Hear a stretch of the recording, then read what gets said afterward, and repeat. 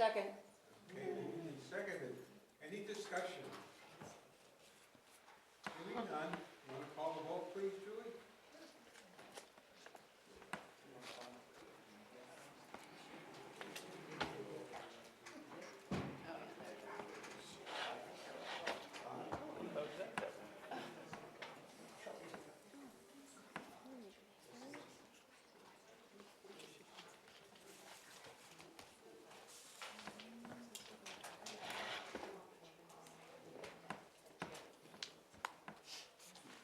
I have a lot I'm waiting for. Mr. Brooks? Oh, sorry. That's okay. Yes, I'm still, Okay. Thank you. Diane? I did.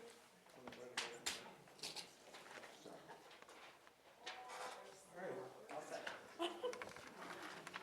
Approval of the executive session minutes of December 3. Do we have a motion? Mr. Chair, I move that the district committee vote to approve the minutes of the executive session meeting of December 6, 2025 as presented. Second. Seconded. Any discussion? Seeing none. Call the vote, please.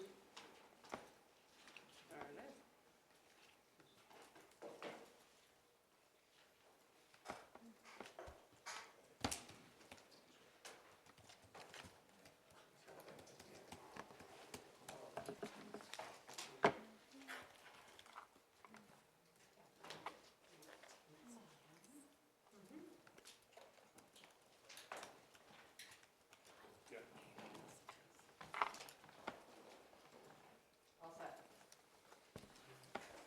Okay. Superintendent's report. Brown?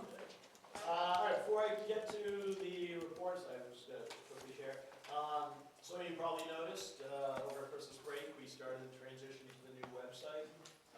We're getting close. I think Donnie said the end of this week we'll get on single sign-on. End of this week, we hope to have single sign-on. So right now, if you probably try to sign on directly, if you have a direct link on your laptop, it might not necessarily work. If you need, for some reason, need to go to the Montachusett site during the meeting, you can literally just Google Montachusett, when it pops up, that will be the new version. It should be all set. But I'm sure you're all very excited.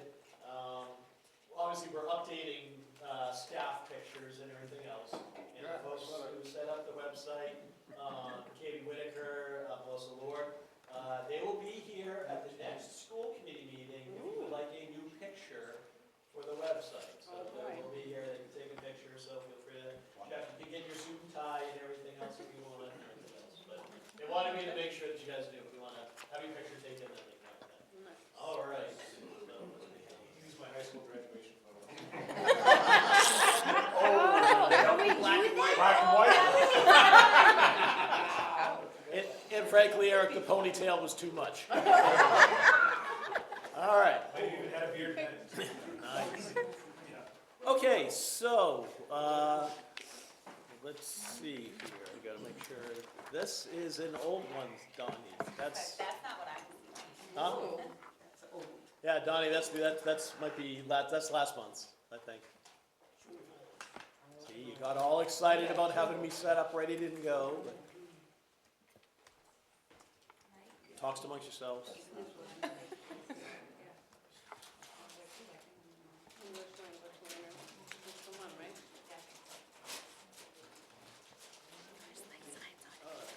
Always spins.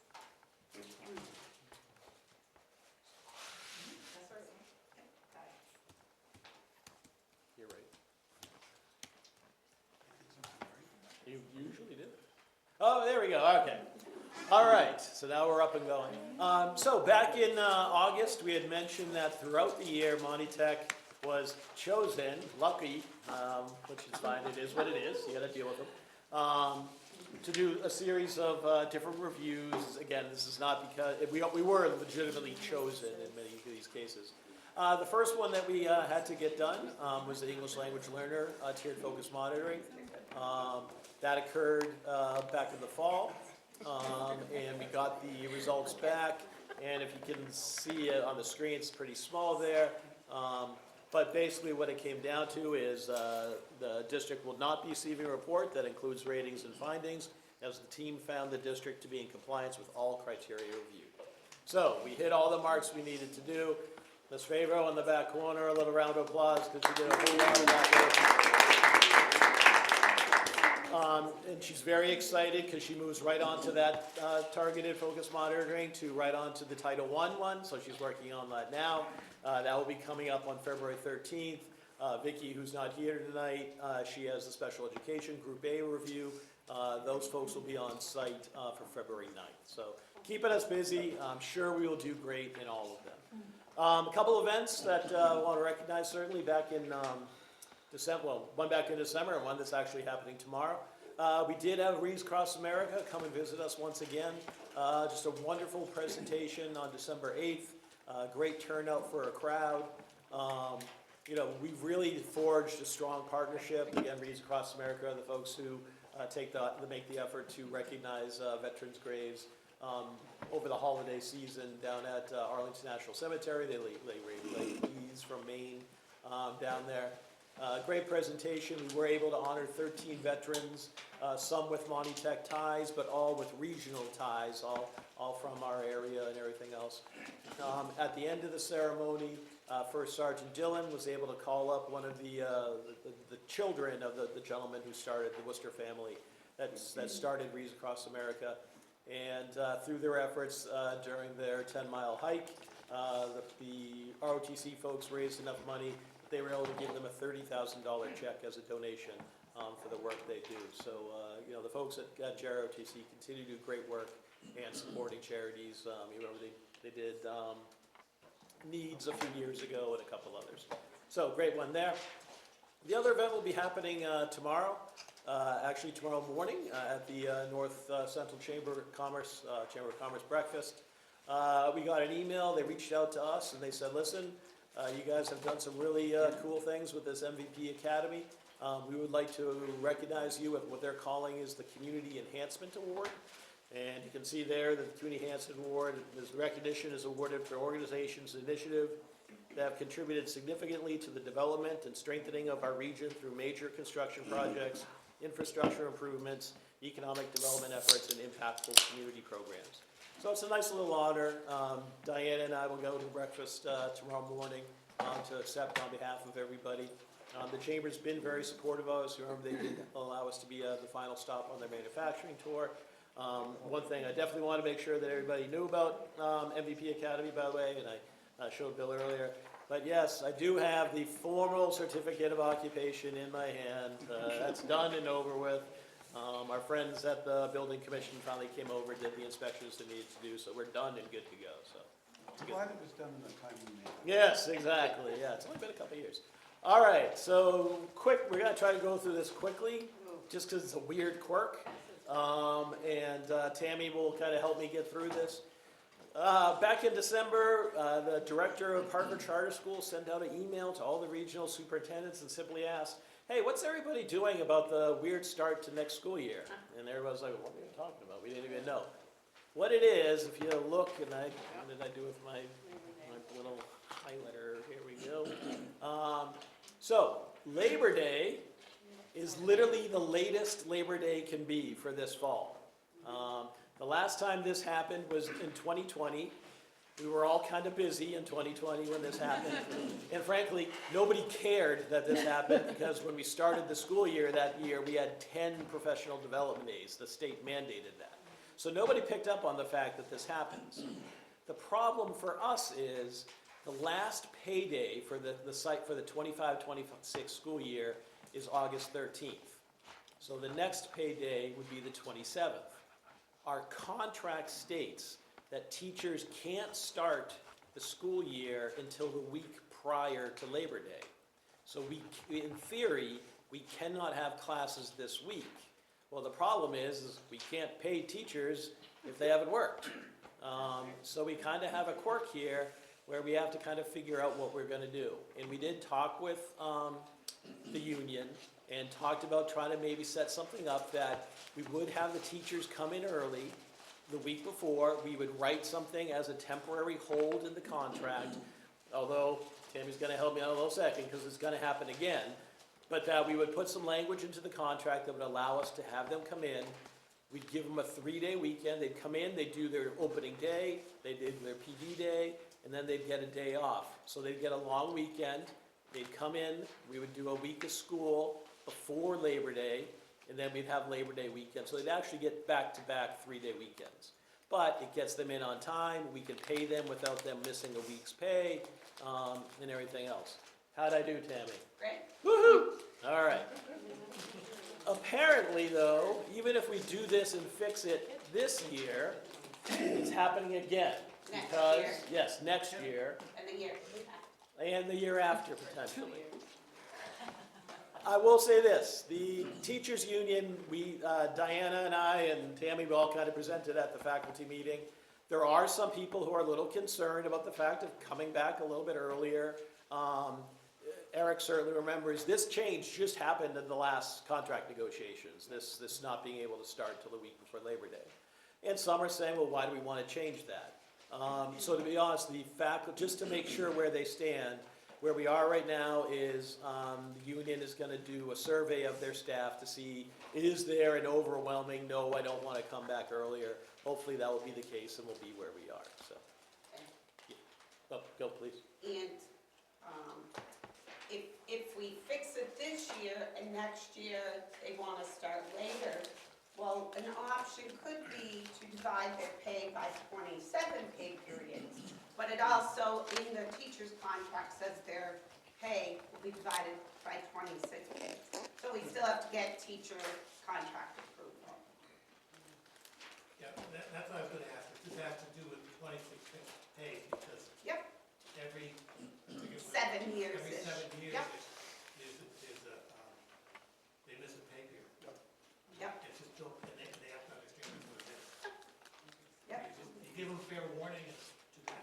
We hadn't realized it for several years because the contract used to say that we could start the school year the week that contained August 25th. So it never really had an issue because we always started kind of that last week of August, remember when Labor Day fell. So it did happen to us, but not as often as the other 7 years. We hadn't seen it in a long time. That was actually, one of my questions was how was it handled previously? And how do we address it with the contracts we just negotiated? Well, because they're mostly hourly pay, so it's a Yep. little bit Not a- similar, not a correct. problem. Hourly staff are not affected, because I still have to pay them for the previous 2 weeks of work. So that won't affect their pay, the hourly. So the CAP, the para that you look at tonight, not affected. Secretary's not affected. This would be your salary staff. And how we've happened it before is when this happened about 25 years ago, we went like a month without pay. But then we started doing it where we divided pay by 27. Is there a chance to go back to starting the week of August 25th? We are heading into contract Solve that negotiations with the teachers again in the next, whenever Eric says, so. If you recall, thankfully, and hopefully that begins this year, the negotiations last time went very easily. But one of I think maybe even the very first thing they put on the table was getting this week. This is what they did, Yeah, yeah, They didn't want what? start that early. yeah. Yeah, and I was gonna say, Did they want to go without pay? no, I don't think. They didn't factor that in at the time. Yeah, Unintended consequence. yes, yes. To me, it's two different issues, right? It's conflating into one. One of the issues is when you start the school year. Yeah, correct. That's separate from missing a paper. Yep. Every 7 years or whatever it is, they miss a paper. I mean, that's just kind of what it is. And it depends graduation Oh, that's correct. So if we don't start till the 31st. till the 31st, graduation would actually happen in June. As you know, we always have it the last week of May. So it would push graduation into June for next year. And Diana does not want to do that. Diana is anti-June graduation. Made that clear. How, Students are allowed. do we know how the results are going to We haven't really chatted with anybody else. Other just, than- Yeah, because it's gonna all come down to what their contract language is, when they can start, when they can't start, and everything else. Some schools that I've spoken to did the side letter, normally for the 27 days, or they do a side letter, change language to start, depending on how it falls. I trust that you will reach a mutually agreeable. I'm sure we will, I'm sure. Well, all kidding aside, we did sit down with Alicia and Ben, the president, the vice president. They were very accommodating. They were immediately at first saying, yeah, we'd be okay with just coming up with the language that we talked about. It was when it went out to the full staff that some teachers, and we don't know how many, kind of got And concerned. we also put it out and asking teachers for feedback or suggestions, and then we're gonna draft a few sample calendars. I think it's important for them to visually see some other scenarios and then present it and how we want to do it, so. Because our goal is to actually have the the calendar for the next school committee. Cancel February vacation. Damn, right there. So I do have a question. I know that the past couple of years, I mean, the first day for students was that week, the 25th or the 26th, like we always start on Wednesday.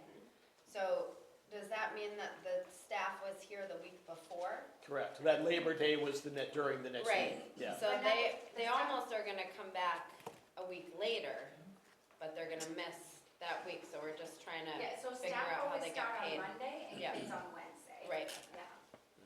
It's just the way it falls, it makes it the week before, a whole week before. Right, okay. Thank you. All right, quickly onto a couple of the projects that we've been talking about for a while. One, working with Trelias and Ward, we did put out look to get an appraiser to come in and take a look at the property to try to get us at the assessed value of it. There were not a lot of folks that were interested in it. What Justin mentioned to us is that a lot of appraisers, actually, it's harder to appraise an empty lot than it is with something that's already on it and everything else, so that there's a lot of people who aren't interested in it. But Dono and Associates did step up, so they'll be doing an appraisal, so once we get that from you, we'll let you guys know what we found out about that. The other piece, an update on the athletic complex. Mike Gormley, thank you very much, has been doing a lot of work with Gale Associates, our design team has been putting everything together. They met with the Westminster Zoning Board one time already but there needs to be a follow-up meeting on the 20th. The Conservation Commission, we were actually supposed to have earlier, it did get rescheduled to the 29th. The reason that one's pretty important is, if you remember last time when we were trying to do the parking back there, we were all plowing along thinking, oh, this is gonna be great, this is gonna be easy, and then all of a sudden they told us we had to put in a retention pond and everything else. I didn't realize that Mike shared with me, that actually came from an outside engineer, it wasn't even necessarily the town, that's correct, Mike? Correct. Yeah, okay, so hopefully we won't have any issues at that CONSCOM, that we can move forward, so you can see what we believe the timeline's gonna be, so January 22nd, we'd advertise the bids, in the Central Register, Combis, local newspapers. 28th, we post the project on Project Dog. Again, there still has to be that meeting on the 29th, but they are not concerned, the folks at Gale, that if we do need to make an amendment because something happens at CONSCOM, they have no concerns that they can't put an amendment in there. We'd have bids open till the end of February. On the 25th, we'd hope to have a joint capital improvement and finance subcommittee meetings meeting, I guess, because it's a joint, and then hopefully present the final tally and the financing plan and everything to the school committee on March 4th. I just realized the thing that I didn't put on there, which actually had us really happy, was the calendar in terms of the proposed calendar for the work. They would, in theory, luckily it's this year, graduation, assuming it's still the last week of May, June 1st or soon thereafter, they'd start demo. They believe they can have everything up and going for the start of the fall season. That they might miss the first couple weeks, but that they might have the project done by then to start. And I'll tell you this much, I feel bad. I should have Mike has I don't know if they gave us the design we were looking at yesterday, but they had a kind of the colored design with the logo on and everything else. It does look pretty good, so it's a good thing. So, yes, sir. Mr. Chair? Yeah. About the land, the lot. Yep. We've discussed it briefly about, I don't think we've never discussed as a group or as a committee whether you're even remotely interested in selling that lot. Oh, yeah, All right, and I know, I almost feel they're putting the cart before the horse, because they're doing an assessment and all this, thinking that, well, if they come back with a good number, we're gonna jump on it. And the thing is, I mean, I'm still very hard against even considering letting any of our land go. We're limited as it is. Land is something that, I mean, you just can't make more of, and we're already tight. And, I mean, I would almost feel that this should be an item we should be discussing as a group and voting on before I mean, they're doing a lot of work and expenses. yeah. And I don't think there's a consensus here yet. Oh, there's no intent to have a consensus on what we're doing with this. This is simply to see what's the property estimated value. Because if we find out, oh, it's worth $10, well, then that's gonna change the whole thing anyhow. I'm sorry. What we're going to do is, we're gonna refer this to the capital planning committee before anything is done. There's still a lot of issues and answers that we don't have yet. So we're gonna have them take a look at it and then come back and we'll discuss it as a whole committee. All right. Emissions policy, so I was able to meet with the policy committee back in December. What we got is on December 8th, we got an email back. Remember, we did complete our admissions policy. We filed it as we were supposed to do by the deadline. The interesting thing was that DESI was not reviewing the admissions policy. They hired an outside consultant, the American Institutes of Research, to look at admissions policies. But what they were doing was sending out some recommendations of things that they just wanted to see either added or whatever on people's policies. We were not the only person that got these requests and everything else, or the only district. But anyhow, very quickly, the first thing they wanted is they just wanted us to put the date when the application would be available each year. So we've added language that says that the application no later than November 1st will be available to families, whether through the website or through us sending it to the sending districts. Remember, we did have the one measurement in terms of attendance that you could get your name added in again in terms of weight. They wanted to make sure that we put what happens if the kid in the family finds out that they haven't qualified for that weight. Remember the 27 absences and everything else. So we quickly just put together that within 2 weeks of us receiving their application, we will have reached out to the family to say, yes, you have qualified, or no, you haven't. What we emphasize, though, because we already had appeals process in place, was already on the policy. So, but what we want to say is, listen, really the only way that this is going to change in terms of if you did not make it is that your sending district changes something on your attendance. We don't control their attendance. So they have to go to their sending district and say, hey, here's that doctor's note for that day I missed on March 1st. Please take that off because now my kid will be qualified for the weighted thing. So that's why we specifically said, make sure you contact your sending district administration to review. Once they do that, if they do get an attendance waived or something like that, then they just follow the traditional appeals process that we have in place. So we got that language in there. And then one thing that, I don't know if I'm going to say most, but certainly a large chunk of the vocational districts, they had this thing about making sure that you had something to address student retention.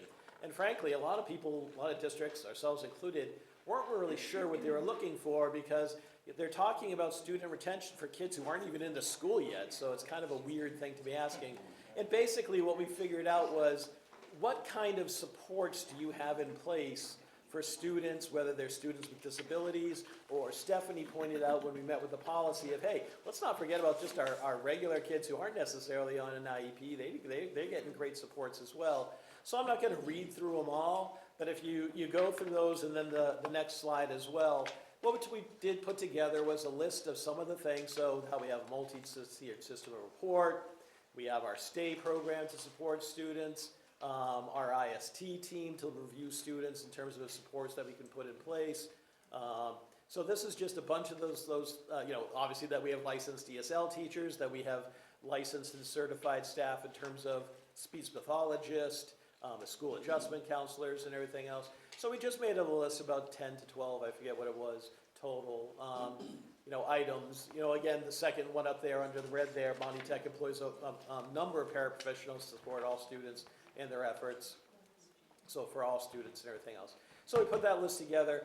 We have that ready to go. We're going to be voting on this admissions policy later on tonight. Hopefully it will pass and we'll move on. We'll then resend this into the state and they will put this in place of the original admissions policy we submitted to them. So if there's any questions, I'll keep going. Okay, a quirk. So the state reached out to all the superintendents of regional districts and said, hey, listen, there's been some new language added to BESE, the Board of Ed, not the Department of Ed, has done some changes to regional agreements. Please look at the language and see, make sure that if any of this affects you. So Tammy and I took a look at the language. We weren't 100%, let's send this to Kay, send it to the school lawyers, have them take a look and let us know, is there anything that we really need to be concerned about? And the reality is that most of the actual changes dealt with new regional agreements.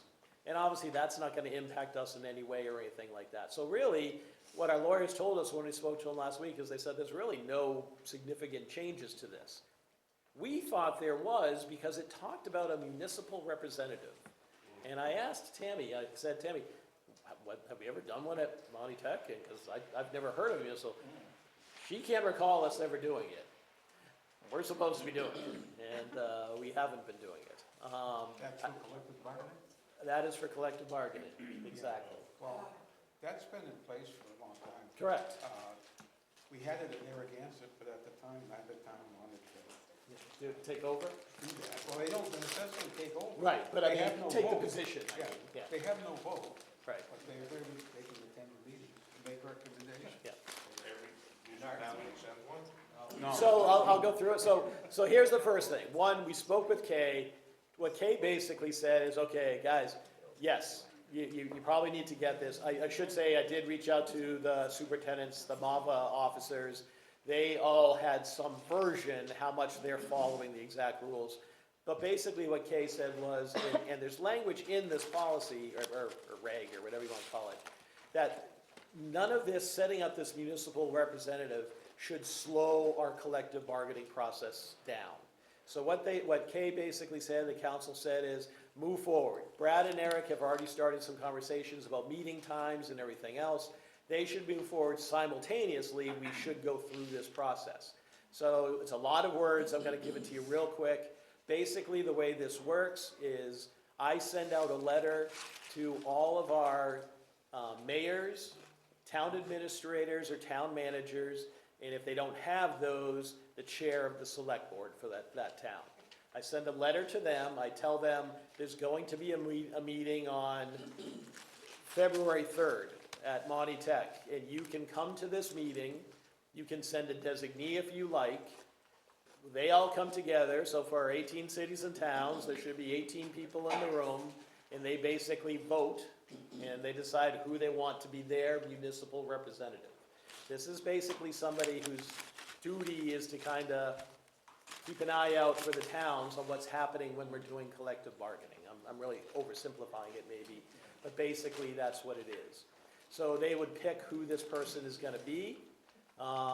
That person then, basically, the phrase they use is kind of on the bottom there, is they say that they'll serve as a member of the regional school committee. But that kind of sounds shocking, but you have to keep going. It says, on all matters related to collective bargaining.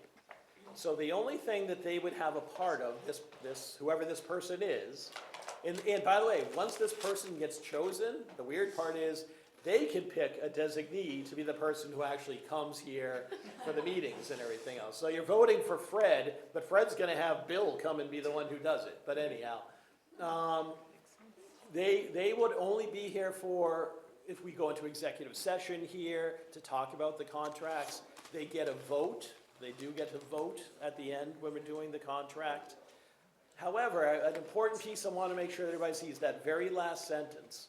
So it's cut off, I'm sorry. The municipal representative may serve on the regional school district bargaining team, if any, if selected by the regional school committee to be a member of such a subcommittee.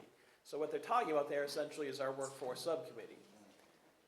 It's up to you, the school committee, to decide if you want this municipal person to be a member of that subcommittee. Because obviously, that's the meat and bones that's happening in terms of negotiations. So that's kind of, basically, I just need some guidance on where the committee wants to go in that direction. And then I send my letter out to all the people. So. Raymond?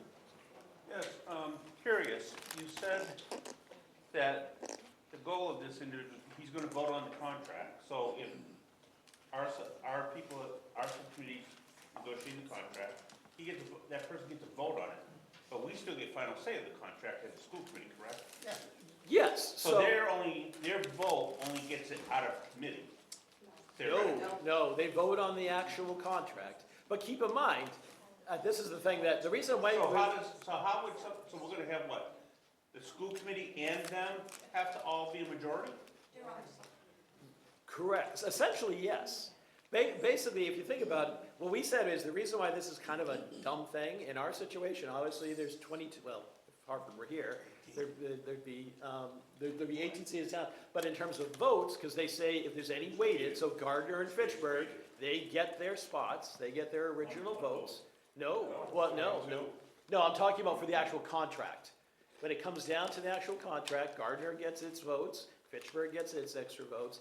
So this is one person who gets one vote among all of you. So the impact that this person can, now think about it, Ash West, you only got 2 school districts. You bring in one other person, that person could have some significant impact. For us, it's really not gonna have a whole heck of a lot of impact on it. So it's one person for the whole. Correct, Everybody. correct. They are, that's why it's called. Community. No, at that meeting that I have 21 days in advance, they vote. Those 18 come together and they vote. So yes, it's only one. One person for the It's whole one district. person for the whole, they are the municipal representatives. This rule was made for 2 community Yes. regional agreements to go solve the, you got 2, we got 2, we need another third party. Eric, you have exactly correct. Not for a big. Doesn't affect us, all right. In That's why reality, it really doesn't. And frankly, they're not required. If I reach out to Sherry Patch, and Sherry Patch says, I don't even want to go. She doesn't have to go. She's not obligated in any way. Then you have to contact the commissioner. Only if we can't get a vote. If nobody comes in, and nobody comes to the meeting, and you go to the commissioner and say, nobody wanted to show up, Yes. what do you want to do? Then they could appoint somebody. Yes, they can. Yes, yeah, that isn't, I didn't highlight it, but I did mention that in the language, that technically, if they can't pick somebody, it goes, I'm supposed to tell the commissioner, the 18 people came together and they can't pick somebody, so you need to pick somebody. So it's very strange. I also don't think there's a limitation, if somebody from our community's nominated one of us to be the representative, as a municipal representative, we could be on the committee, have a second vote on this We meeting. get 2 votes. So Eric, I will tell you, and I'm not gonna say, which district it is. One of the superintendents I spoke to, one of their school committee members is the town administrator for one of their towns. So he's filling both roles for them, and that's a great thing. That makes it easy for them. So I guess the only thing that, and certainly impacts Eric the most, I guess, is, does the committee want this person to simply be a member of the school committee here for executive sessions, here to talk about collective bargaining, or do they want this person to also serve on the workforce subcommittee and be part of bargaining themselves? The way I read that is that person is a member of the subcommittee. The person has no vote when you come to the committee as a whole. No, because you see, the municipal representative shall serve as a member of the regional school committee on all matters related to collective bargaining by the regional school district. So that's this group right here. No, but read the last sentence. Right. If selected by the regional school committee to be a member of the subcommittee.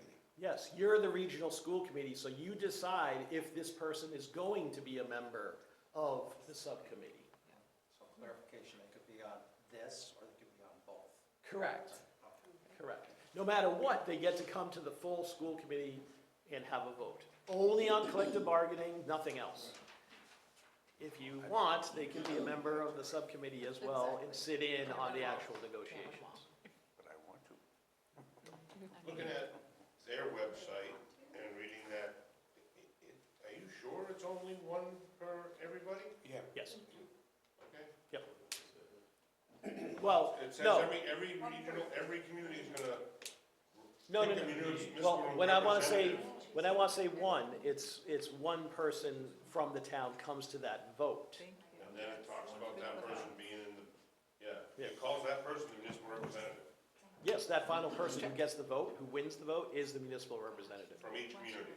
Well, technically, there's two. There's a municipal representative who is the leader of that town, and then there's the municipal representative who is this person. I don't No, see they that- could be. That I did not, I didn't Yeah. read that way, but I'm Yeah. a layperson, not a lawyer. Yeah, that's okay. So I don't know anything? No, Okay. no charge. Yes, ma'am. I wonder how many towns are gonna say, well, what do we have a school representative for? I mean, what else, I will tell, I mean, so, let's see, Bolden's not here, Sterling and Princeton. I did reach out to Superintendent Riley, because he's, got a Wachusett being a regional, school district. He said that, they had, they had a representative, but they didn't all, I think there's a couple of the towns that say, no, we're good with it, don't worry about it. One person said they've had the same representative for 14 years because no one else has ever asked to do it. So, yeah. Well, Anything else? well, I want to make sure that I'm telling whoever's going to get to be the representative, the actual municipal representative, the one who's chosen by his 17 or her 17 other colleagues, that they get this position.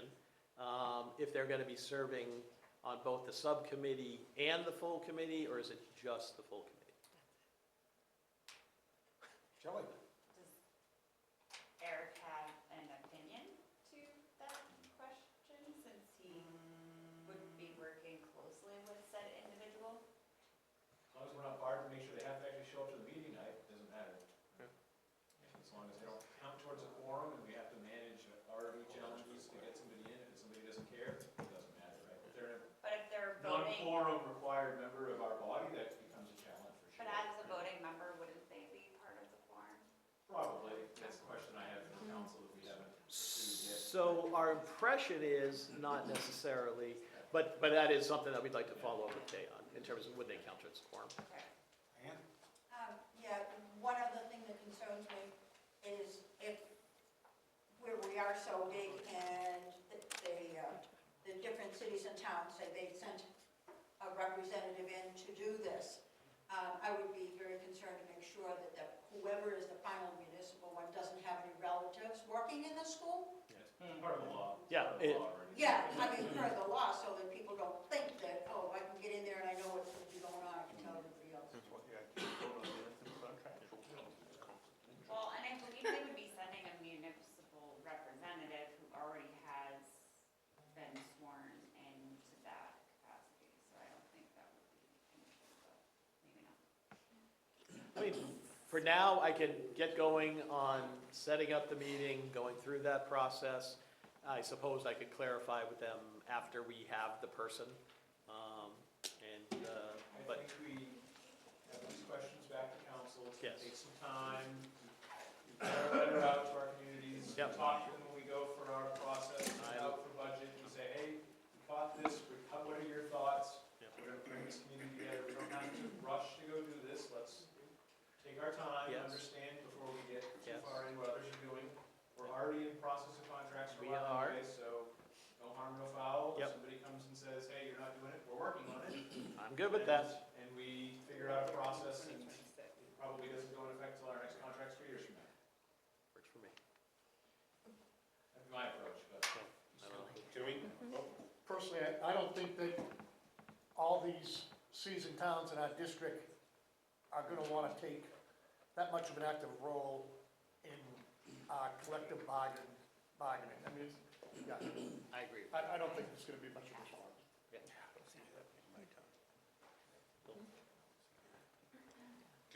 Can we ask council what they recommend we do for that person? Do we put them on both? Yeah, we can ask Or those do two we just questions. put them on one or the other, or Yeah. they have to be on school committee, Yes, correct, only related to collective bargaining, correct, and that applies to all collective bargaining. correct. So all the contracts that we have. Okay. Yep. Can we just ask them that too? Yep.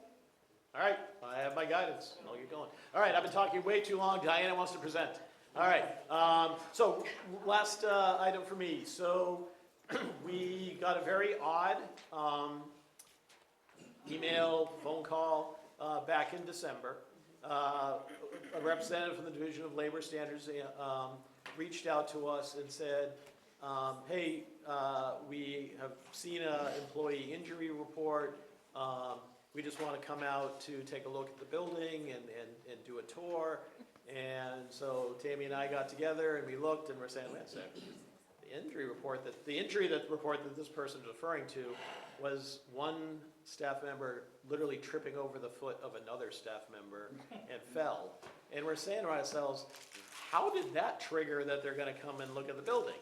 So the woman came, it was literally, they said, I think Tammy called her late in the day. She said, okay, I have to come tomorrow. You can't have any time to, basically prepare. And so she came out the next morning. And I said, listen, guys, let me talk first. And basically I said, can you tell me why necessarily you're here? Because if you read the report, somebody tripped over somebody else's foot. It's not like we had a trip hazard on the floor or something like that. And God's honest truth, she said, well, we saw the accident report we were looking at, and we realized we've never visited Montachusett before, so we thought we'd come. And we're like, oh, okay, great. So now we're going to have a 3-hour tour, which is how long we took them on a tour. So we walked them around. We had a conversation, myself, Mike, Tammy, Brian Williams was a part of that. Diana was a part of that. We walked them around she wanted to see the kitchen, some other places. To let you know how little the whole thing that happened, I'll tell you what, the person who tripped over someone else, it happened in the paraprofessional's office. Literally, I think we were in the paraprofessional's office for 6 seconds. I think that's about as long. They walked in, said, okay, thank you, and walked out. I said, but this is where but anyhow. So we did the tour, and what I will say is this. For a 3-hour tour, and she was interviewing people during the tour, she was looking at stuff very thoroughly. Last week, we did get the results of that, and we did get 6 findings. Certainly not to be poo-pooed, but again, for a 3-hour tour, 6 findings, where literally the last one was she saw an extension cord where the ground pin had come off, and so that's one of them. So we're not all, which is something, it's obviously won't be, but the first couple ones, the issues of in terms of training for PPE, the hazard communication program, we had elements of that were in place, but they want to do more of the training. We needed to do some updated training because we hadn't done it. So we are going to have quite a bit of work. To be perfectly honest with you, the one that is probably going to take us the longest, I had a conversation with our electrical instructors, is actually the second to last one. So we have a lot of our circuit panels, and I'm not going to have the story, and you have been here longer than I have for many, but apparently at some point, well before me, we did a whole lot of electrical work around here. And when we did all that electrical work, apparently the tracing of the circuits was not done very well. And there's a lot of panels, and there's a lot of circuits that need to be tracked down. And even Mike said, the first second he said that's going to take us a long time. So talking to the electrical instructors, we are allowed to get an extension. Technically, our work is supposed to be due February 13th. As it is, the training that we want to do to address this, we do have a PD day in early March, so I will be sending a letter asking for an extension, but I want to make sure everybody knows why this came about, what we have to do, and everything else. So, there we go. Yes, sir. The reason they would come is because we're not covered by OSHA. Say it again? The school is not. That's the part, yes, correct, that's why it's So pure, that would yeah. be there, and this is the federal, no. None of the schools in Massachusetts are. Do they specific as far as what type of PPE they're concerned about? It was a pretty wide, because even I kind of, because one thing I totally. Safety glasses, maybe? Correct. Yeah. So literally, that's what I said the other day. I said, okay, well, guys, I know we have this shot, you know, these chemicals in Yeah, this shop, blah, blah, blah. sure. And then Brian Williams reminded me, he said, Tom, safety goggles in house carpentry is PPE, you know, that kind of thing. So yes, you're spot on, absolutely right. So that's gonna be a pretty big report too, but anyhow. But the good thing is, if everybody doesn't know, Mike's been the director of the Massachusetts Facilities Directors Program. He's got a lot of people that we can reach out to and just kind of say, hey, can we see what you guys did? Can we, let's face it, copy that or see what it's like? Or what training did you use to do this? So we hope we're gonna go through this stuff pretty quick, so. Mr. Malika, Are we saying that OSHA rules do not cover employees in the building here? That's As correct. strange as it sounds, it's the Bureau of Labor Standards. All state schools in Massachusetts don't fall under the OSHA umbrella. They do adopt their recommendations and they follow their guidelines. But OSHA is not governing the safety program. Same way with the fire department. Well, I went to a training about 6 years ago for such a new rule, For what? for such a new rule. Oh, Mr. Barber? What do you mean? along with that, but What's the training? municipal employees in general are all under that now. That started in 2018 or so.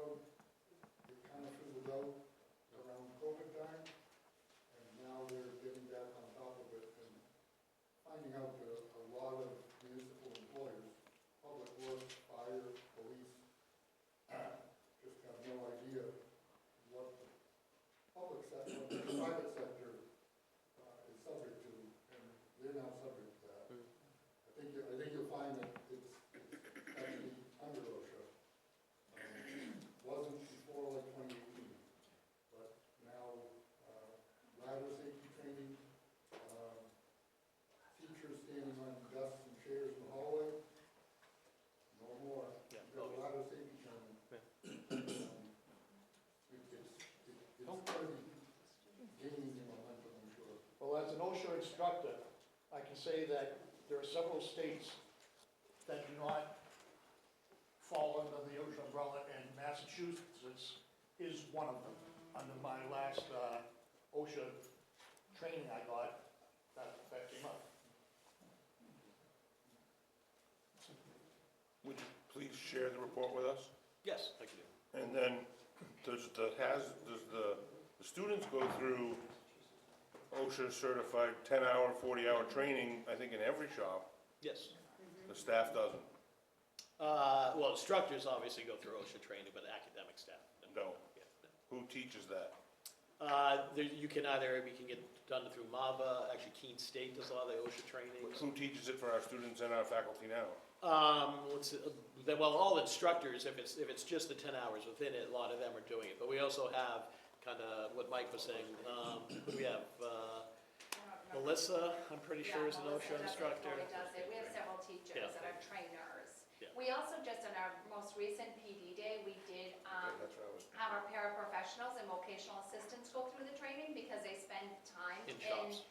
the vocational programs. For an academic teacher, other than like our science teachers, there's less. That's what I was gonna ask. Can we offer it as a PED that we go? We would that- have already, And yeah. would that solve that problem? Correct, so that's what we're gonna try to do, is take care of some of those, yeah. But I do think it goes more than that, than just the training, simply because the employees here are now, like, in commercial or industrial settings, covered by OSHA. So in other words, if there's an accident here where before it wasn't an OSHA issue, it's now OSHA, which is the federal government, despite what Massachusetts says.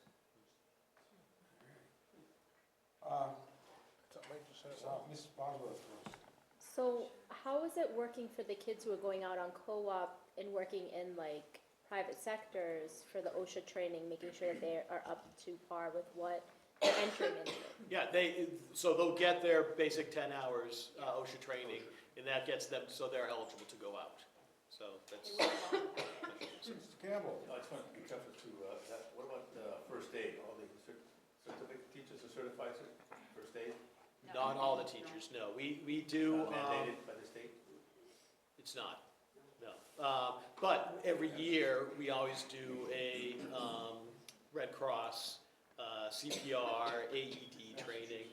Not necessarily, not necessarily all the instructors will take it, but we usually get 20 or 30 a year. Yeah, it got to the point where we had a lot more people interested in the seats would be able to offer because we had our own staff doing the training. So twice now, like we did have Red Cross come, we're able to train like 50 people at a time and certainly know that people have to recertify and stuff. We've also done the Stop the Bleed training too with the fire department. So those are trainings that we will continue to offer as people have to recertify and then people that are just becoming newly certified. Monica? Yeah, sorry, these are important points. You're talking about students and people being trained. We're talking about an injury on site that an employee suffered, for lack of a better word, and that's covered under OSHA. Anything else? I see Mrs. Carlson's getting anxious, so. Well, Tom did a lot of talking today. Yeah. We're tired. Answered a lot of everyone's questions. tired. It's been a long week already, it's only Wednesday, but, Happy New Year to everyone. This quick report today, this is just, again, a quick little wrap on VIP session number 2. I don't have to read this stuff to you, it's Ascendant Districts, as you know, and again, I know I say this and I cannot say it enough. Chrissy Lamy, the organization that goes behind getting the information out to the schools, really, really showcasing. Again, this is just such a wonderful opportunity, even for the students that may feel Montachusett not for them, right? It just gets them exposure to come in here to realize what they like, not like. And I think 2 years ago now, we shifted to, in the past, kids would come and it was just randomly, you would get assigned. Now Chrissy has the students actually choose which programs they're interested in, which is fantastic, because they're here for the 4 weeks and they get to explore programs that they're interested in. You can, you can read this on your own. Another thing I want to point out, and I know I've been putting this out, but we've had a lot of people, we've had vocational assistants, we've had paraprofessionals, we've had cafeteria staff really jump in to help teach these, which is really cool to see people that are just so valuable in our building really just sort of fill in another role and work with our teachers to do that and offer the training to our students. So I love that. And you'll also see many of our veteran teachers, but a lot of our newbies that are jumping on board and teaching this, which is fantastic. And while we have so many different sessions, sometimes the departments just rotate. You know, I'm going to do session 1, I'm taking a class session 2, so you're going to do this one, and they just figure that out. The PD day we had on the 12th of December, again, this is the list. This is where I said we did do some of that OSHA safety training for paraprofessionals, vocational assistants. A big part of that PD day too, we were able to wrap up our NEAS steering committee. We finally finished all the reports. I say I did not do them, but our staff did outstanding. We're supposed to be removed, as you know, from the whole NEAS self-study, but really did a fantastic job, all of our staff. I mean, basically leading up to this point, we just had our first faculty meeting, all of us together last week, and one of these meeting this week, because up until this point, every meeting time was really sort of donated to NEAS work, which was a lot of work. But I always say it's a wonderful way for our academic teachers on the standards and our vocational group to really just kind of look at what they're doing in their shops, really identify some of those strengths and even things that they think they may want to improve. So I think often we wrap these things up with, giving ourselves a pat on the back, because as we know, we have outstanding things happening here, but it also allows us an opportunity to see where and how we can grow and improve and continue to serve our students. So we also had our staff holiday house. As you know, each year we try to choose a half day right before the holidays, so it's just a nice luncheon. Our cafeteria crew, as you know, my goodness, they're outstanding and they feed us so well. They definitely feed our students well as well, and had a fantastic meal put on by them. Skills USA local competition. You notice down here that I said I would send the names, and I've yet to do that, so I will be sure to share that with you guys. But we had a wonderful award ceremony right before the Christmas break. This is our picture of our whole crew up here. I don't know if you guys have come to our award ceremony, but at any chance, and please come. It's just so wonderful to see all the students are in action, and really just all of the students cheering on their classmates as well. And if we go down, I think, all right, ASVAB on December 17th, we had 37 students that participated in the ASVAB. So again, this is a great opportunity for students who are interested in the military to take the ASVAB and to have scores and certainly look at potential jobs and training and whatnot. Upcoming events, we hosted Friday Night Live on Friday night. That was our first time ever. It was a fantastic hit. And then we have midterm exams coming up, wrapping up the semester. Most exciting time, I think, for our freshmen. In about a week and a half, our freshmen will be choosing their shops. Exciting for most of our students, as we know from time to time, not every student gets their top 3 choices, but we have a pretty good record with that happening, and it's just a nice time. I always feel that freshmen finally feel really settled in our building with being assigned to the shop, because it is a lot that every other week they're with a new group of kids and new expectations, and by now I say you are solid on your academics, you know the expectations. Last week, we had full year graduation assemblies. I like to make sure that kids need reminders. I tell them, why are we standing here? Because you keep doing the things I tell you not to do. Friendly reminders, what the expectations are in the building. I tell kids as soon as they walk through the building, I consider you a young adult. I hold you to a very high standard. You're not sitting with a Chromebook and with a notebook. Kids are working, as you know. Half of us have an experience what these kids have working in our shops. And I want to make sure that kids behave and act responsibly in our building at all times, and certainly how they represent Montachusett beyond the school day as well. So it was a nice time to refocus. Those of you who have kiddos here, you also got a call from me today with reminders to the parents about what I expect from the kids. Remind your kids, and also some parents driving in the morning. You're in a rush, get to school sooner, drop the kids off, or put them on the bus. But that's it. That's it for me. A lot of stuff. Any questions? No? Okay. Program of studies next? Yes, I think. Okay. So on the program of studies, and I'm certainly going to give Christy a lot of credit here because she did a lot of the edits on this. As you know, the process of program of studies, we ask every academic department, every vocational department, we ask guidance counselors, we ask the nurses to really review their portion of the program of studies. The biggest changes, as you know, from year to year, it's just really updating language, right? Whether there are new articulation agreements, if there's a course that hasn't been offered, it's just not popular anymore, or if we had to shift, certainly with the competency determination, there was a little bit of a shift with our math sequence, and we really wanted to make sure that the class names that we had too, so there's been some renaming of some courses. So basically, when you look at that form, so this is a quick little cheat sheet, it's updated course descriptions, a few updated courses. This year, and every year, Christy goes to the academic departments. As you know, one of the biggest things when freshmen come here, they say, we want more electives. And I'm like, listen, you chose to come to Montachusett. You're choosing your major at a very young age. We don't have electives, right? Because we have to fit in your academic and your vocational staff. So granted, other than having PE, ROTC, language, Spanish, the kids don't have a ton of flexibility, nor do they have the space in their schedule. We do allow directed studies, not for freshmen, but sophomore year on, and we want to make sure we really limit that the most kids can have is one per semester, okay? But there are often times that kids want to take, we've offered like AP psychology, we have research, so there are certain kids want to continue to challenge themselves. We do the joint enrollment classes after school. So one of the things is, Christy going to the departments to say, are there any electives or new courses you'd like to teach? So we have a new course from the social studies department. We also, the English department sort of got together and they proposed 6 new electives, which is a lot. Wow. So what we're doing is, there's a survey out to the students to see, and this would be a 1-period elective. So and you'll see those listed on here. So a survey has gone out to the students. They're due tomorrow, Friday. And based on the interest of the students, we're hoping to perhaps offer, 3 different electives. Now, as you know, just because we put a course out, if we don't have enough students that choose it, then we don't offer a section. We certainly would not offer a section because 5 kids are interested. But it's something as we continue to grow.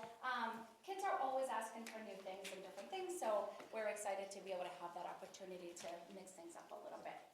And one other update that I wanted to give you is on the dual enrollment section of our program of studies. So we have students that take some dual enrollment classes embedded during the day, and we also as you know, have a wonderful relationship with Montachusett Community College and also Worcester State, where we offer a lot of dual enrollment classes after school. So when we offer those classes, the biggest thing for these kids, and I think kids don't understand sometimes, is the importance of you're taking an additional course. It's a college course. It's wonderful. These kids are getting credit for no money at all. What a wonderful way to get ahead in college, save money and seat time, but they're starting a college transcript. We've had kids from time to time say, I'm gonna take the class, and then, oh, that's hard, and you know what, I'm gonna hang out with the boyfriend, the girlfriend, I don't have time for this. This could impact, we tell them, this will impact your record at the college level, this impacts your financial aid. So we wanted to make sure that we have that in writing, and the kids have to go through an orientation through the college as well. But I just feel like, again, as an educator, as a parent, it is so important for the kids to understand what they're signing up to do. And really putting limits as to how many classes. As you guys know, class rank is a big thing for some kids. The top 20 kids of the class, it's like competition. I want to be number one. The thing kids don't realize is when you apply to college, our rank at Monty Tech goes right out the window. They recalculate rank, so the rank doesn't matter. So it's like bragging rights, and now I'm going to speak at graduation. Honestly, at some point, I'd like to have conversations so we've done class rank, because that's what's happening everywhere, really. So basically, sometimes kids are trying to load up on these classes because they realize they're getting additional credit. You know, they can jump up on the rank. And it just becomes, you know, they're just overloading themselves too. So we're wanting to make sure too that kids have a limit of one class per semester to take, because again, it is beyond their school day. We want them to be successful and not set them up for later. So that's it for dual enrollment. Any questions? Mr. Olson? So I don't see a motion or no, I think historically we vote for program studies, but it's not on the agenda that way. Okay. Well, it wasn't in the agenda for it, but, okay, so. I'll make the motion that we approve the program of studies, especially if I can vote for Bigfoot. Listen, Who's teaching we'll that invite you to the class? class. I don't remember. Tim Gately. Second. We have a motion on the floor. Do we have a second? Second. Mr. Malika, I saw you first. You mentioned the English electives, and I didn't see them. Are they here? They are. So, Because I didn't see Bigfoot. like both in the section and the matrix. I so haven't seen any red. they're on page 2, on the little, you'll notice it's like a program studies edit summary. You have 2 and 3. Like at the beginning, but it's not listed in the. Oh, it's it's just in the edit section. It would be under electives here. If you look at the second document we sent you, and you can read exactly just that on page 2. Thank you. You're welcome. Yeah, there was a 9-page summary and then the whole program was Yes, done. yes. Yeah, you have, rather than having you flip through 72 or 77. 93. Oh, 93, oh, my apologies. Quick little summary. Everything else is the same, so, I mean, certainly go to town and read it, but, yes. On the administration directory, you have the school administrators first, and the district administrators second. Shouldn't it be the other way? I didn't read that. First. Well, who's first? Am I first? If I'm first. You are I'll take first, it. I'm yes. just kidding. Yeah, district down here. Oh, school, yeah. I mean, I don't know. I mean, if anything, I think school administrators are the ones that deal mostly with all the program study stuff. I'm not offended. More so than district people. Yeah, more so than district people, but Don't worry. Don't worry, she's gonna take me out to dinner for that, so don't worry, it's okay. Fair enough. no, but does that make sense? That's probably why. It's the way it's always been. Mr. Campbell? I just wanted to ask a question. One of the things I remember way back, I was in the Showa Tech, one of the terms of electives. Yeah. You know, we are teaching all of our students the skills, the craftsmen and everything else. And I remember studying a course on how to start your own business for some of the seniors. So, Anything, I mean, what? well, so we have Christine Santry, who's our vocational, skills instructor, vocational skills instructor. And she pulls the students. I mean, I truly feel that our vocational teachers are doing that. I mean, is there exact curriculum that everyone's teaching, but Christine Santry is doing that. So she gets the students ready, so she does a lot of entrepreneurship stuff. So that is happening. They would know where to go get loans In and small fill out sections and forms. stuff like that. Yeah, we also have a financial literacy class that students take as an elective that's offered out of our math department. And one thing for the past 2 or 3 years now, the Mount does offer an intro to business course too. There's also been a marketing. So the other thing too is when we partner up with Worcester and the Mount tends to have sort of their core classes, and we want to make sure those are, core courses so they can transfer to whatever the students choose to study. Worcester will literally say to us, hey, what do you think your kids want to take? And we're like, okay, hey. The first time we met with them, I'm like, are you kidding me? Like, we can choose? This is amazing. And we put that out to the students, right? We hear, we have our Boulder Roundtable. We have kids in the hallway. We have kids that are like, hey, how can we offer this? We go into... So we hear these things from the students, and we try to sort of capture, some kids want creative writing, there's a business, the kids that want to go into like the health sciences. So just offer a lot of kids, a couple years ago, kids wanted some like nutrition and training, we did a health and nutrition class. So it's really great. I think I told you guys before, my daughter's at Worcester State right now, she left here with 33 college credits. She's a nursing major because of the dual enrollments, and then she took on like after school and stuff. But what a wonderful opportunity, saving seat time, you save the money to do that. So we'll continue to do that, so, yeah, that's great. But Christine's doing a wonderful job with what she's teaching during that class too, it's outstanding. Thanks. Anyone else? If not, we have a motion on the floor to approve the program of studies. Second. Okay. The motion isn't coming up, so if everybody wants the yay or nay, raise our hand. Okay. All in favor? Yay. Opposed? The ayes have it. The computer guy. All right. All right, So, enrollment report, you all set so, there? yeah, Okay, Mr. Chair, yes, sir. I wanted a question. I noticed there was a junior that GE tested out. wait, what do you, Did they go into the workforce? which report are you looking at? Oh, GED test, yeah. Oh, the One of the withdrawals. Yes. So sometimes students choose to withdraw. That particular student, yes, eager to get out into the workforce. Let's go to, family and do we member report chooses- that to these people that point fingers at us and say we don't have kids going out into the workforce? I don't know who's saying that. We have a lot of kids going into the workforce after What's they that? graduate. We have many kids that go into the workforce after they graduate from here. Oh, I know we do, but we Yeah. get a lot of publicity that we don't. I know. And there's a kid who wanted to go through early, Right. and he is going into the trades, or she, I don't know if it's a boy or. I believe so, but that's also a student that left Money Tech. We want the kids to graduate from Money Tech and then go onto the field. So we don't want to push them out early. That's why we have co-op, so that's something. So this was a very different situation. Yeah. Okay. But he didn't leave us to go somewhere else. No. He left us to go to All work. right. Yes, sir. Left us to get out. Guessing Not we, to go to work. applications not for required. this next year have started now. Have to be tracked. Applications Like we tried. online, November, December? Yes, applications right now for our Curious, if you incoming. started having tracking numbers for how this year's looking compared to previous. Yeah, we don't have anything now. No, nothing yet. Parents I just got my letter. Because, we just did a huge mailing too, so, yeah.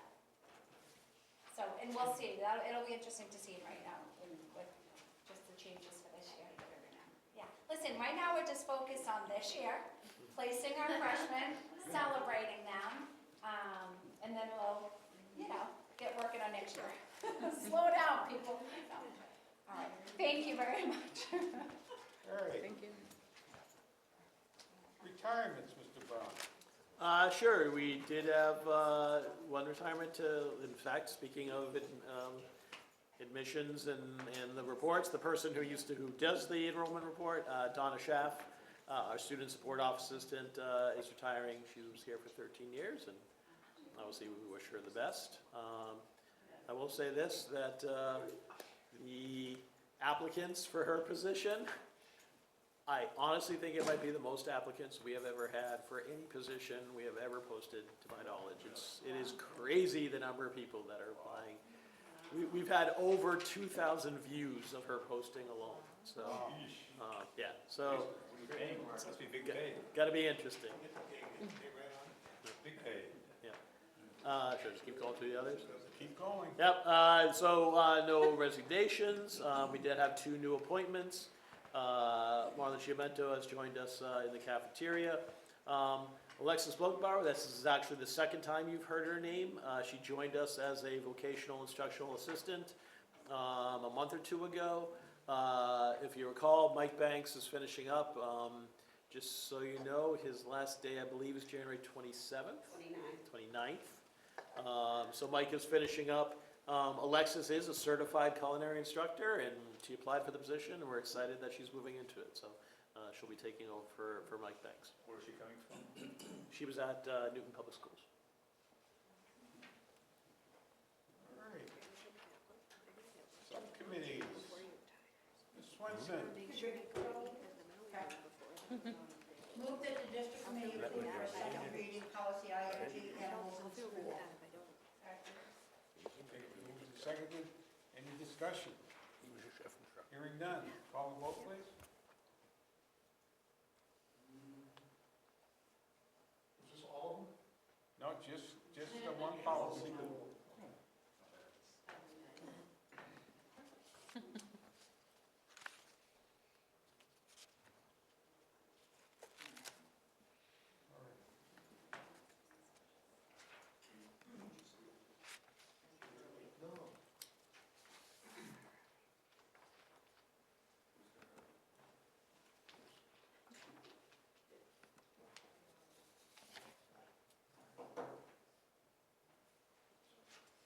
Next one.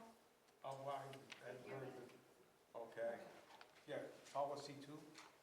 Move that the district committee approve for a second reading, policy EB, health and safety, EEAE, school bus safety program, EEA, student transportation services, and EEAEA, driver examination and training. Again, a second reading. Do I have a second? Second. Discussion. Seeing none, you want to call the vote?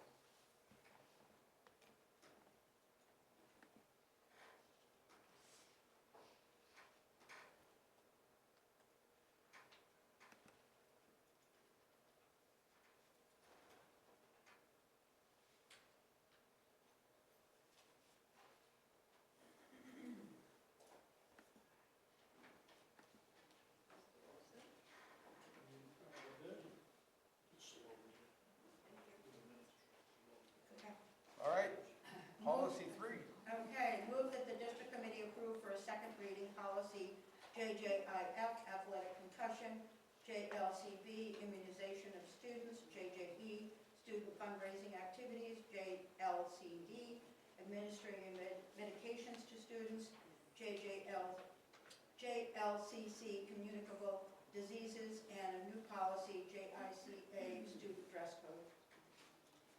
Do I have a second? Okay, any discussion? Seeing none, call the vote, please.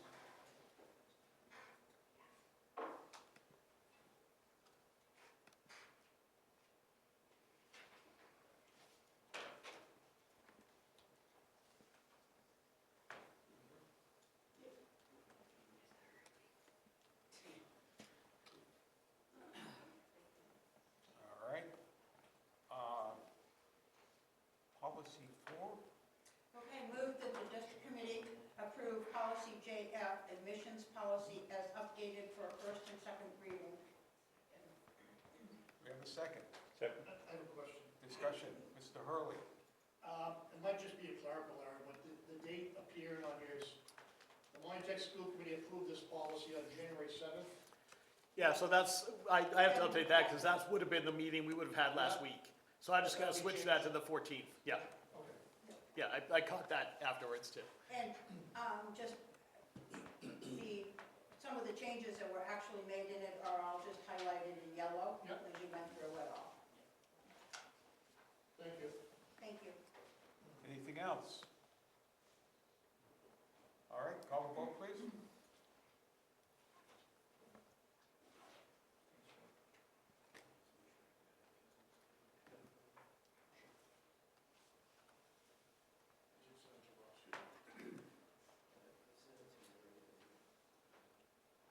Policy 5. Okay, move that the district committee approve policy IKF, graduation competency determination as updated for first and second reading. Again, highlighted in yellow the changes. Second. Okay, we have a motion and a second. Any discussion? Yes, sir. Why are we doing first and second readings at the same time? So, Oh. you want me to do it? Either one. Sure, go ahead. Okay, we're doing first and second because these are the ones that are requested by Desi, and we've got to meet some deadlines. So in rare instances, when it's somewhat out of our control, we do the first and second readings. And these were already approved for, both of them previously were approved, so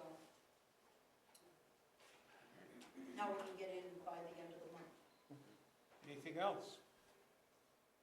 All right, would you call the vote, please, Joy?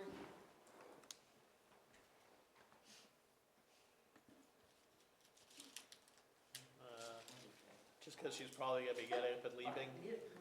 I just want to acknowledge, guys, keeping track of all this competency determination stuff. As you know, the state's been really slow rolling it, and then, dribs and drabs of information. Christy has a favor again in the corner there, has been doing a fantastic job. She was the one who got this done so we can submit it to the state. I will emphasize though, and I think it was actually Jada or Stephanie, somebody pointed out, the reality is this is a 2-year policy. This is us putting our finger in the leak of the dam because the state hasn't created these assessments. They need to buy some time to create these assessments. So we're going to be back here in a couple of years, and Christy will be thrilled because I'm sure she's got to type it up again. But we'll be back with the state's version of the end of the year tests and all that kind of stuff. So again, this is kind of a temporary, but we have to do it. So it is what it is. But thank you, Christy. Now go home.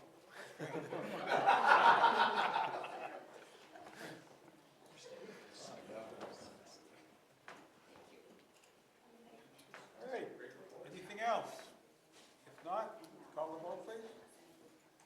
We already did. You already did? Okay.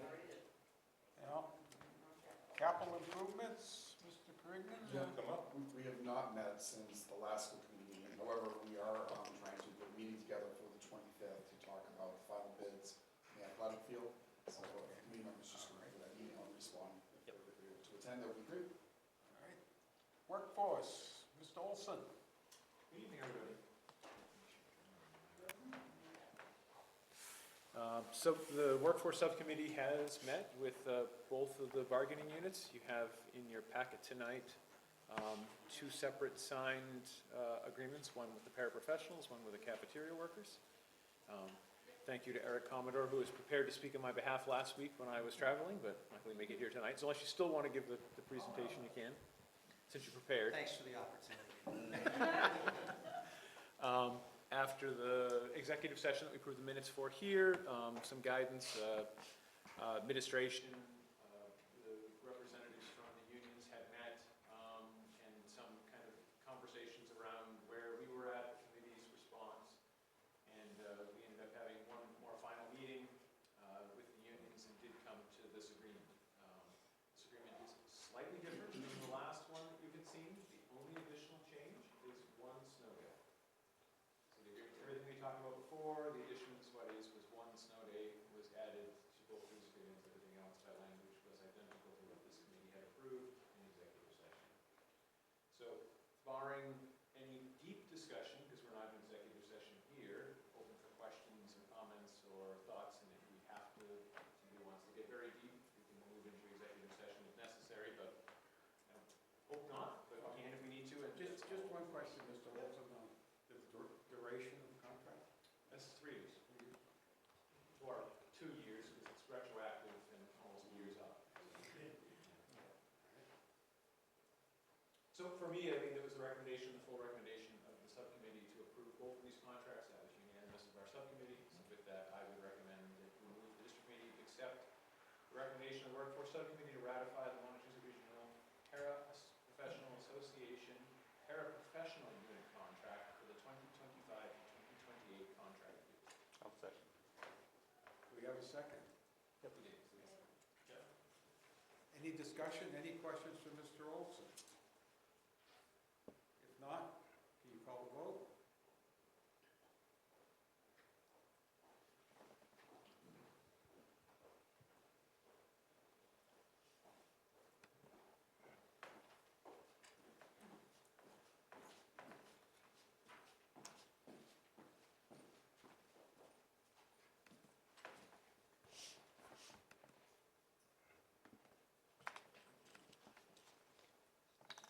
Okay. Cafeteria unit, Mr. Olson? Move the district committee votes to accept the recommendation of the workforce subcommittee to ratify the Montachusett Regional Paraprofessional Association cafeteria unit contract for the 2025 to 2028 contract year. I'll second. Okay, we have a motion and a second. Any discussions? Hearing none, call the vote.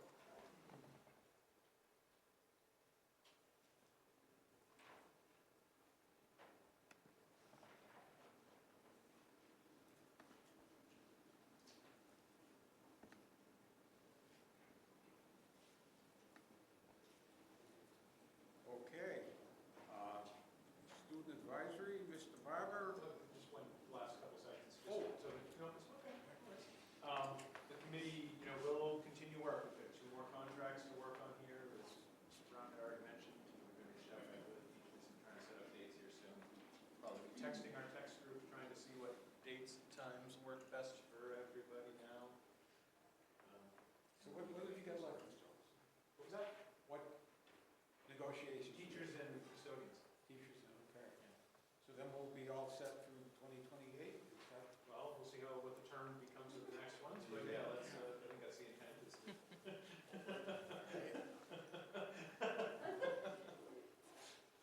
Early to tell, but yes, I'll do that.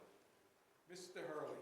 Yes, I think, I'd like to recognize Mr. Wilson for all his hard work on this matter, and congratulations, thank you. Our committee does a lot, so thank you to them for helping. Yes, I did that a lot in the prior school district, and a lot of times it's not fun. All right, so Mr. Barber, are you, got a meeting planned soon? Student advisory has not met. All right. Graduation gift committee, Dr. Terrigny? Yes, we did meet tonight. Accepted the minutes of last year's meeting, because we only meet twice a year.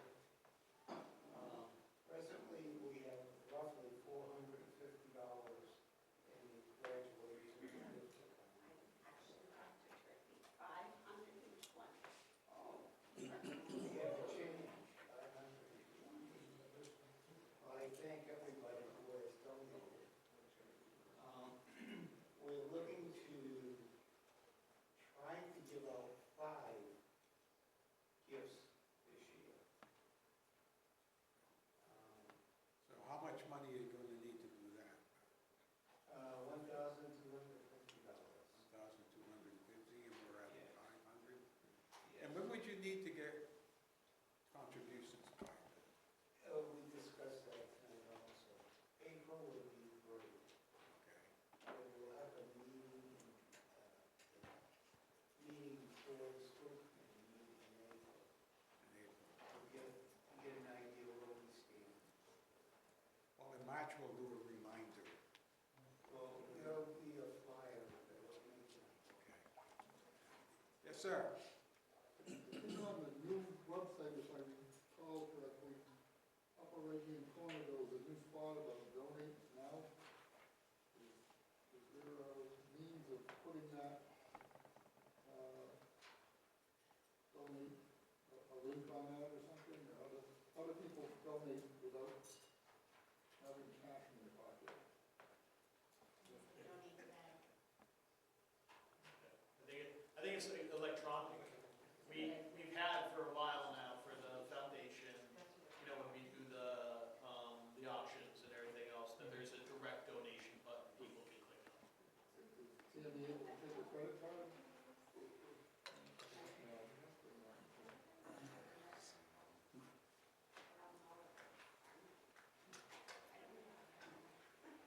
And that is it. Any questions from us? Anything for Dr. Trigby? If not, thank you. We got any financial planning? I know you got a big meeting coming up. Yes, sir. The Financial Planning Subcommittee will be meeting in 2 weeks on January 28th.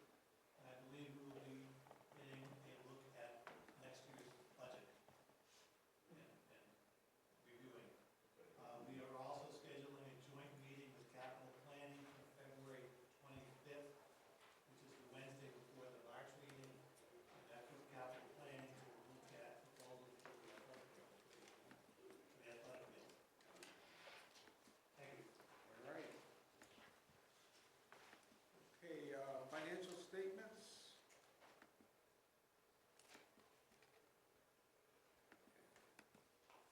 Any other questions on the financial statements? Not. The MVP finances, I know several people have approached me with questions about that, so I asked Tammy to put that together for tonight. So if you have any questions on MVP, feel free. Mr. Prasad? Is there any way possible to go back to the beginning with that and put that on there too? Oh, yeah, add all the grants. Couldn't find it. I thought you had sent it to me at one point. We had something like this we had looked at before. Yeah, I presented it to Financial Subcommittee. Oh, yeah. Because 25, 26 wasn't our first year. No, it's our first operational year without grants. Everything prior was funded through grants. Yep. All right. Yes. Anything else? No? All right. You got any surplus equipment? Mr. Brown? Yeah, but I can't believe it, so that's. Move that, I'll move that the district committee surplus a 2016 Ford Transit van to be traded in for a 2025 Chevy Express van to be used for vocational programs. Okay, moved and seconded. Any questions? Seeing none, you want to call the vote?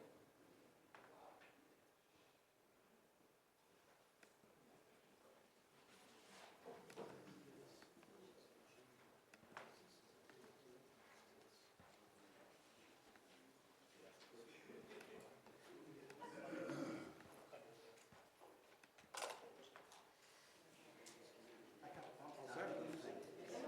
Yes. Okay.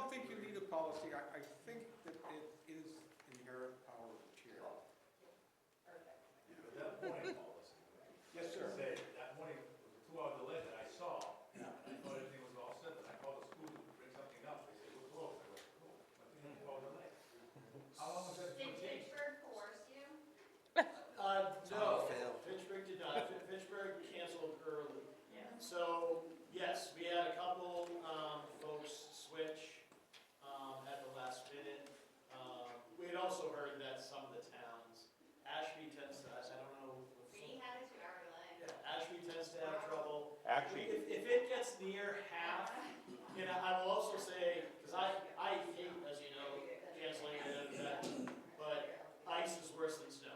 actually, It's ice. Wachusett had school that day, It is. and we have, my bus company has a contract, and which was, they did, and one of our buses slid right off the road on one of the secondary roads, right into a tree. That was my grandson's bus. Just before he got on it, but his friends were already on that. So, I mean, the roads were pretty bad. The buses in all the districts should have been on the road. Well, I think too that we have to realize, like, you got Royalston, Athol, Oh, yeah. Peterson, Berry. That's a long way to come, and who knows how the road conditions are there.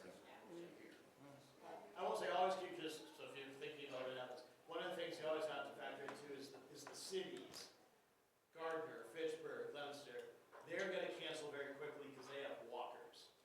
We don't have walkers, so obviously that's not an issue, but a lot of time when you see Fitchburg cancel so quickly, you're like, oh, no, it's because they have walkers, they have bigger, and elementary, you don't have to worry about elementary hours. That's your problem. All right, school committee information or proposal? How about school committee comment? Anything? Yep. Feel free. Anybody need a coat? There were a few people that, I got these back from MASC, like 25 of them. And there were a few people, and I thought I wrote down who didn't get them, but if somebody wants one or wants a second one, I got about 3 or 4 here. Have something. So, I think all of you know my wife passed away last year. And I set up a scholarship in her name, and it's closing in on $20,000, so. Pretty soon we'll be able to get a little bit more. I'm pretty excited about it. That's amazing.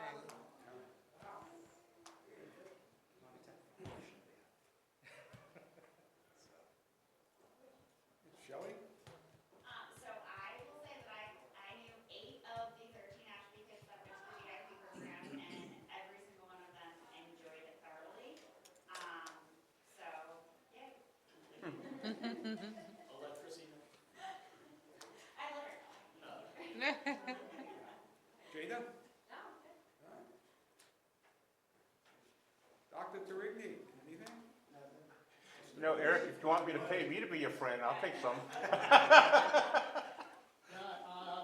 It's kind of a bittersweet thing for me with the school website coming up.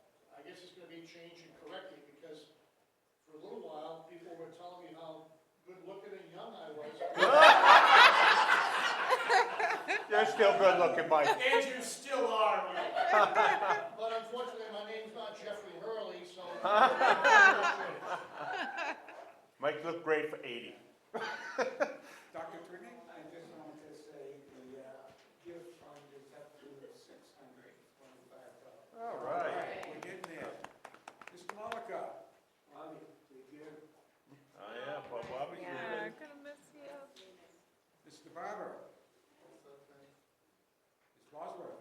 Just congratulations to Bob. I know he'll do a great job and be big shoes to fill. Ditto. Ms. Estes?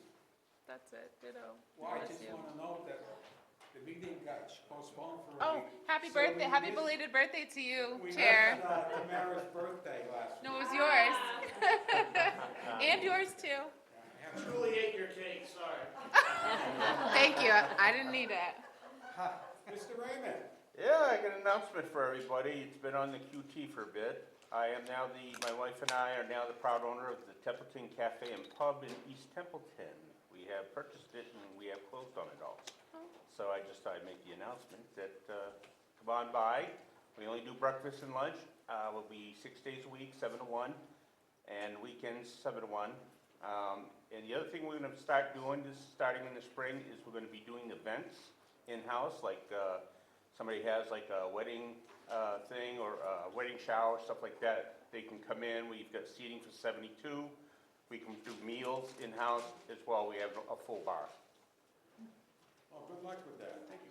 Jeff, this is a pub that you're opening? It's already open, when we bought it. It's open till noon?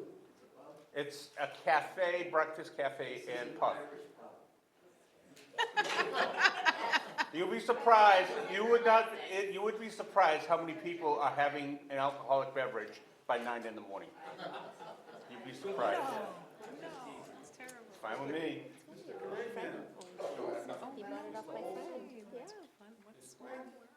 You bought off the Buckleys. Huh? You bought off the Buckleys. Yeah, that's my friend. John? Sherry and John, yeah. I worked with Yeah, Sherry. we're good friends with them. So cool. Mr. Campbell. Somebody see you there? Yes, yeah. Comments and all that good stuff. Before I get into that personal aspect of it, but I do want to mention, thank the superintendent and Monty Tech donating gifts that they give us every year. Mike and I, Pittsburgh, Rotary, they also open our trust for us, great community service, and can't say enough about that. So we are having a Super Bowl brunch here. He says, my wife will never believe it. Take a picture of the check and send it to her. It says, honey, it doesn't really have to be. Gourmet brunch, and Sean helps us out with the food, and we'll hire some of those chefs, kitchen assistants to help us out. So we just want to let you know, if you're interested in coming by, swing by there.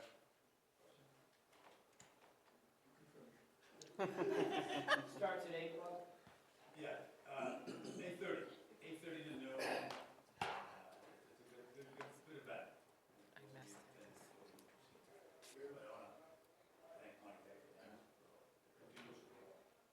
The other thing is, yes, after all these years, moving out to back to town, city I'm in now, so, on this, many of you, I'm working with everybody. Hopefully, some of you at the NC meeting, and good collaboration, let's help each other out rather than fighting against each other. And I think in the long run, we're here for the kids, and that's what it's all about. And I think a lot of you guys are doing a great job, and my hats off to you, and it's a pleasure. Mr. Broussard? All right, Mr. Campbell, one thing before we adjourn here.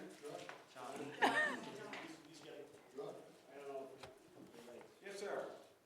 Just on Bob Campbell's note, I was actually asked today, isn't the Super Bowl brunch coming up? Where do I get tickets?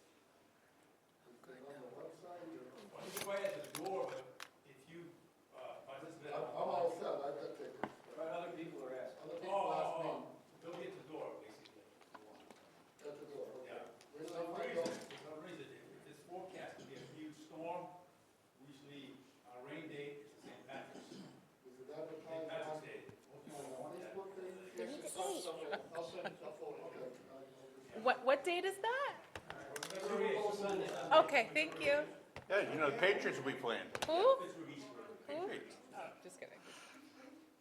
So February 8th? Pretty good, but still they get some tough teams to play. Seriously. Why is he so cute? Smile.